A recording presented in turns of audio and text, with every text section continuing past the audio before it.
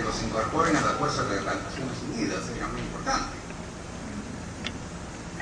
Es importante que se diga que el secretario general del partido, Antenor Orrego, dirigió una carta al embajador americano Tinman manifestándole que, habiendo solicitado millares de apristas que transmitan su deseo de enrolarse en las fuerzas de las Naciones Unidas, el partido cumple este deseo y está en el caso de ofrecer de 3 a 5.000 voluntarios.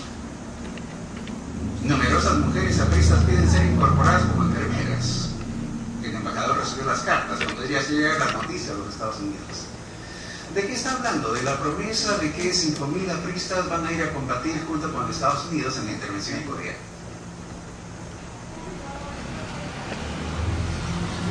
El propio Luis Alberto Sánchez le va a decir que considera que se va a pasar la mano, que no es político decir una cosa así. Pero yo creo que está muy claro que hay la torre en ese momento dentro de lo que es la organización del mundo en esta visión bipolar de la Guerra Fría, está tomando una posición de alineamiento con los Estados Unidos. En la entrevista con Violeta Correa, ella repite algo que en su momento en declaración de Gustavo Valcárcel señala, y es que su ruptura con Haya se produjo cuando Haya le envió una carta diciéndole que si podía conseguir apristas que quisieran enrolarse para la intervención coreana. Entonces, más allá de si el texto en tal texto Haya dice que el imperialismo existe o no existe, o eso está matizado, ¿cuáles son las consecuencias políticas que se sacan de eso? Me parece que es claro que hay un viraje. Y creo que esto va a ayudar a entender mucho de la crisis post-48, que tiene que ver, por una parte, con el fracaso de insurrección de octubre del 48, pero tiene que ver también con un desfase muy fuerte entre lo que el partido plantea, la línea que plantea la dirección del partido en ese momento, y lo que están viviendo los apristas que están en el exilio. La carta de 18 páginas enviada por Luis Barrios y Manuel Seoane haciendo un conjunto de críticas que se van a debatir en la reunión de Montevideo en 1954, insiste en el hecho, punto de ruptura fundamental en eso es la posición frente a Perón.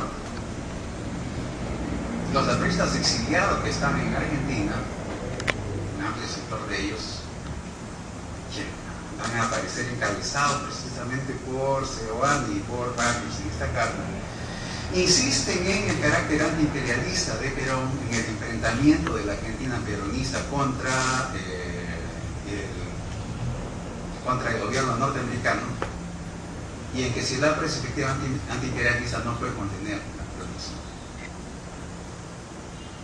¿Qué sucede en Centroamérica en ese mismo periodo? Estados Unidos apoya, hay un retorno de las prácticas imperialistas más crudas. Hay un conjunto de dictaduras sangrientas apoyadas por los norteamericanos. Trujillo, Batista, Somoza, Pérez Jiménez.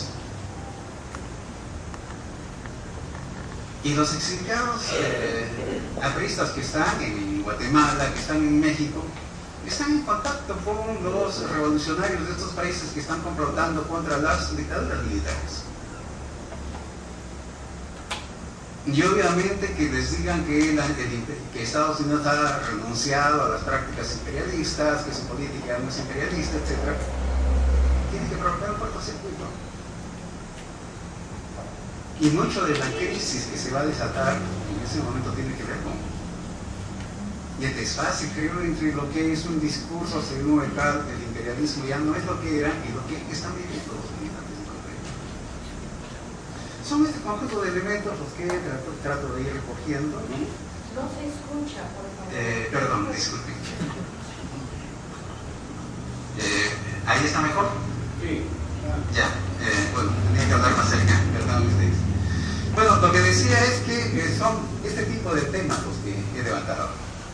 Hay una serie de críticas que me parecen válidas.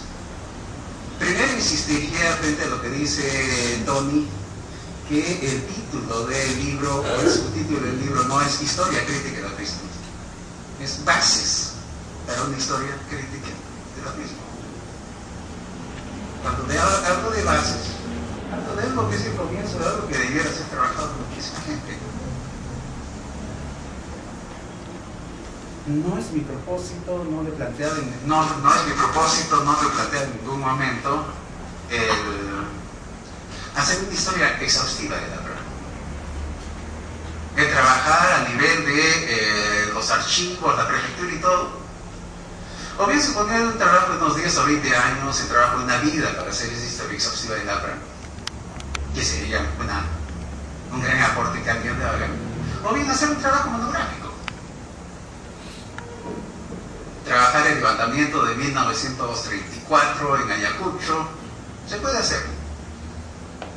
Pero mi intención en este libro no era ni el trabajo monográfico que hubiese podido hacerse profundizando, ni el trabajo de una vida de 20 años dedicado, que lo merecería. La complejidad del tema lo merecería.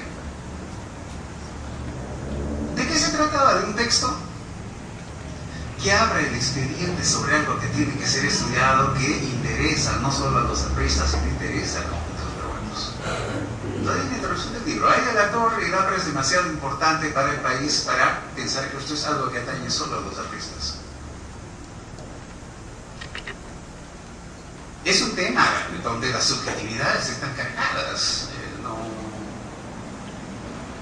Cito un texto de un escritor español en un artículo que acaba de publicar, Bellamín, que dice algo así como: si fuera un objeto sería objetivo, ¿no? Pero me hicieron sujeto y por tanto soy subjetivo.